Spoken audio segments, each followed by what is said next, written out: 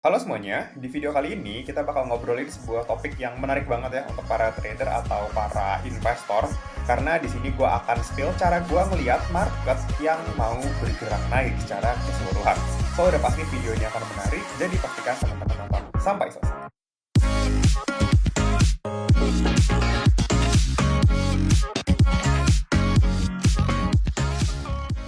So, oke, pertama-tama kita akan mulai dengan konsep berpikirnya dulu nih, di mana kita sama-sama tahu memang kita trading atau kita invest itu di saham atau di barang tertentu gitu ya. Tapi nggak bisa dipungkiri sebetulnya kondisi cuaca atau kondisi IHSG-nya itu cukup menentukan. Ya karena pembuatan IHSG itu kan dihitung dari semua saham gitu ya.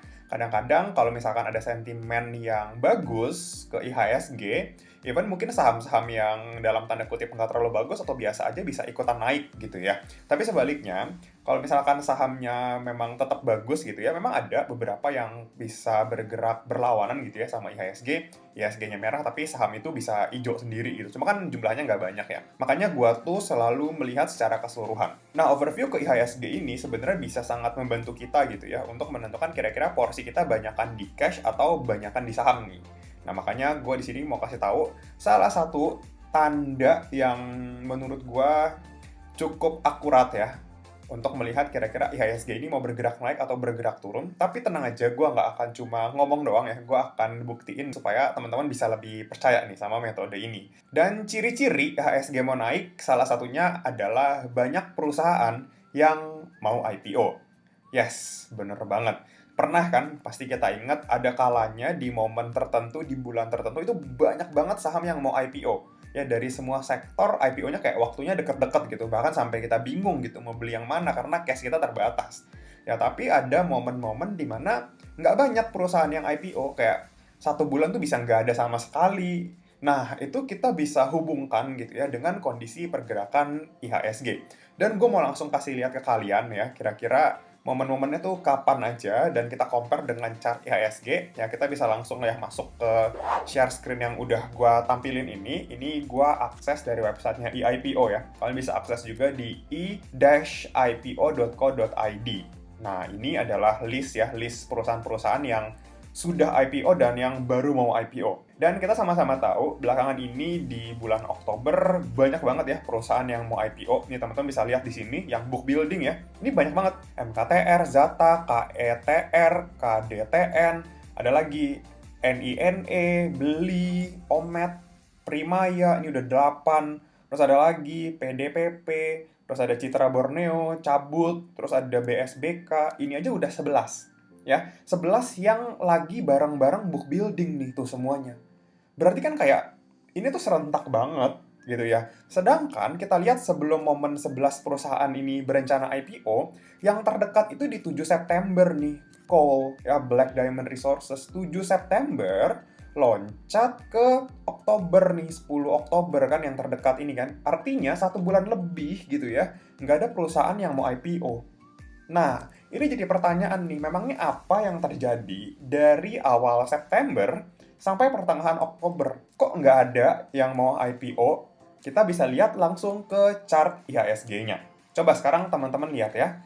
September itu adalah momen ketika IHSG itu di sini nih, di pucuk nih. Nih awal September itu di 7.200 sampai 7.300-an.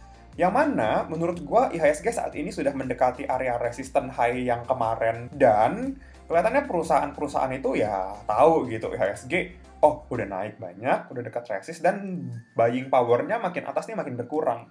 Makanya semenjak September dari 7.300-an itu ya 15 September dia drop nih sampai ke 6.700-an lagi. Dan momennya itu pas sampai pertengahan Oktober.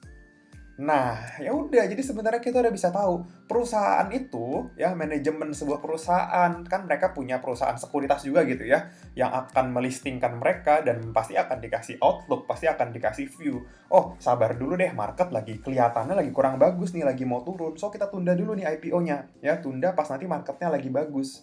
Dan bener kan, semenjak IPO terakhir ya si Call ini dari 7 September sampai pertengahan Oktober itu marketnya drop tuh, turun. Dan tiba-tiba ya mereka itu kayak serentak banget 11 perusahaan IPO di pertengahan Oktober. Nah, memang pas momennya karena ya pasti dengan masukan sekian banyak orang itu ya dikasih masukan, oh IHSG udah dekat support nih, ada potensi mantul. Nah, jadi mereka memanfaatkan nih momentum ini untuk IPO. Nah, kenapa kalau IPO marketnya harus bagus? Pasti jawabannya karena kan IPO mau jual saham ke masyarakat gitu ya. Kalau misalkan masyarakatnya takut-takut gitu, indeksnya lagi turun, pasti yang mau subscribe IPO-nya nggak banyak. Nanti artinya jualannya nggak laku. Nah, beda posisi ketika market lagi bullish, orang lagi optimis gitu ya. Orang bakalan mau subscribe. Jadi, tujuannya adalah ya supaya IPO-IPO ini laku, dibeli sama masyarakat gitu. Nah, ini kan baru satu contoh nih. Kita mundur lagi deh ya, coba ya. Kan sebelum 11 saham rame ini IPO kan sempet juga ya. Nih, kayak teman-teman lihat di sini ya. Ini tuh kayak kurang lebih waktunya serentak juga nih. Nih ya, Crab, ini Agustus, Mats, ini Agustus, Clean, Tool, ini kan tanggalnya deket-deket ya, 10, 9, terus ini 9 lagi, Buah, ada LP, 8 Agustus, Euro, 8 Agustus, KKES, 8 Agustus, tuh, terus ini ada Mora, Raffi, AMMS, JAR, ini Agustus semua, terus kalau kita mundur lagi sampai page ketiga, ya kita naik ke atas, ini masih di Agustus tuh, ada Gula, BCCC, terus ada akhir Juli, HATM, ada Karya di Juli, ya, Aksio, Dewi, Terigu, terus ada Cem, ya, ada Arko, ada Sweet, ya. Nah, ini kan kelihatan sebenarnya. Ya, dari mulai Juli sampai Agustus, itu marketnya lagi bagus, makanya mereka mau IPO. Nggak percaya, kita lihat chartnya. Nih, tuh, lihat ya, gue udah kotakin di sini. Dari 1 Juli, dari awal Juli nih ya di sini, IHSG-nya 6768, yang mereka banyak yang IPO sampai ke bulan September di 7.300. Artinya, mereka akan IPO ketika melihat marketnya akan cenderung bullish. Dan bener fix. Makanya kemarin itu banyak yang sukses lah ya IPO-nya. Nah, periodenya 1 Juli sampai 15 September ya, satu kotak ini nih. Nah, kalau misalkan ini cocok logi aja ya. Ini gua kopas nih kotaknya ke sini. Set, gua geser ke sini ya. Nih, gua geser ke sini, set ke momen yang pas juga nih ya, pas IPO nih, pertengahan Oktober lah dari sini. Nah, berarti kita kalau misalkan kita anggap 1 Juli sampai 15 September ini bullish ya, banyak yang IPO dan bener-bener fix marketnya bullish, dan sekarang lagi banyak lagi yang IPO. So, kelihatannya kalau misalkan kita percaya history repeat itself, ya ini akan bullish lagi. Dan bullishnya sampai kapan? Oke, gue akan ambil periode yang sama ya. Artinya kotaknya panjangnya sama nih ya. Yaitu mulai dari pertengahan Oktober, tanggal 14 ya, candle merah terakhir. Dan kalau kita terusin ke sini, set, dapat di tanggal 29 Desember. Nah, yang artinya ini adalah persis akhir tahun. So, menurut gua, momen IPO yang rame ini salah satunya adalah karena beberapa analis ya dari sekuritas memang merekomendasikan market akan bagus setidaknya sampai ke akhir tahun. Nah, ini juga gua percaya ini adalah salah satu momen window dressing ya yang akan terjadi di IHSG. So, kalau misalkan beberapa hari ke depan akan ada koreksi, itu nggak apa-apa, itu wajar. Tapi gue masih cukup yakin gitu ya, cukup optimis kalau misalkan nanti IHSG itu akhir tahun bisa closing di level 7.200-an. Ya, mudah-mudahan sih optimisnya bisa ke 73 atau 74. Cuma menurut gue sampai ke 7.200 saja udah cukup oke. Ya pasti mereka melihat kalau memang market akan berpotensi naik gitu ya. So mereka mengharapkan banyak juga yang subscribe dan rame gitu jualannya berhasil.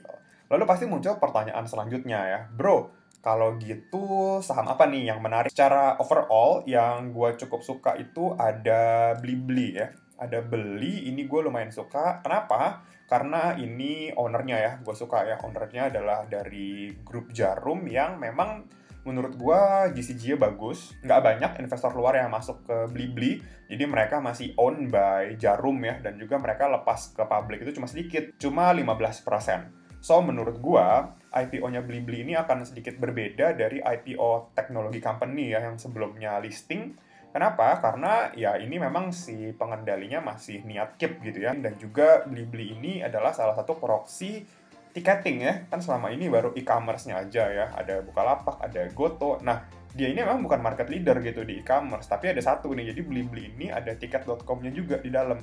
Kan kompetitornya kan Traveloka ya, yang market secara besar. Cuma kan itu belum IPO. Jadi tiket.com ini jadi salah satu pionir lah ya yang IPO. Lalu berikutnya gue juga ada suka Omet ya. Terus Primaya ini ya oke ya, cuma gue biasa aja. Ini punyanya Saratoga ya, Primaya. Terus yang gue lumayan suka lagi yaitu si ini nih, PDPP. Tapi tetap pastinya disclaimer on, ini hanya pendapat gue pribadi ya. Pastikan sebelum kalian mengambil keputusan, kalian udah research dulu nih ya, sendiri. So, jadi kurang lebih itu aja. Semoga apa yang gue prediksi mudah-mudahan beneran terjadi dan IHSG-nya bisa closing di atas 7.200 tahun ini supaya kita semua cuan lah ya. Dan pastinya untuk ikutan IPO saham-saham yang tadi dan dapetin potensi cuan dari window dressing sampai Desember kayak yang tadi gue jelasin, kalian bisa banget pakai Ajaib Sekuritas ya, karena proses daftarnya ini cepat banget, cuma 24 jam langsung jadi, so tenang aja pasti bakalan keburu. Dan kalau kalian daftar pakai kode Ajaib Kevi217, kalian bisa dapetin bonus-bonus yang menarik lainnya. Untuk informasi lebih lengkap dan promo-promo menarik yang terbaru, kalian bisa cek langsung aja ke Instagramnya Ajaib Investasi di @ajaib_investasi. So buruan ya. Gimana menurut kalian? Kira-kira setuju atau enggak sama video ini? Share ya pendapat kalian di kolom komentar. Atau bisa langsung aja DM ke Instagram gue di @diskusi.investasi. Oke, mungkin sekian dulu video kali ini. Semoga bisa bermanfaat dan jadi tambahan referensi untuk kita semua. Happy investing. Thank you. Sekian dulu ya video kali ini. Jangan lupa like, comment, subscribe, dan share video ini supaya bermanfaat bagi orang lain. Thanks for watching and see you on the next video.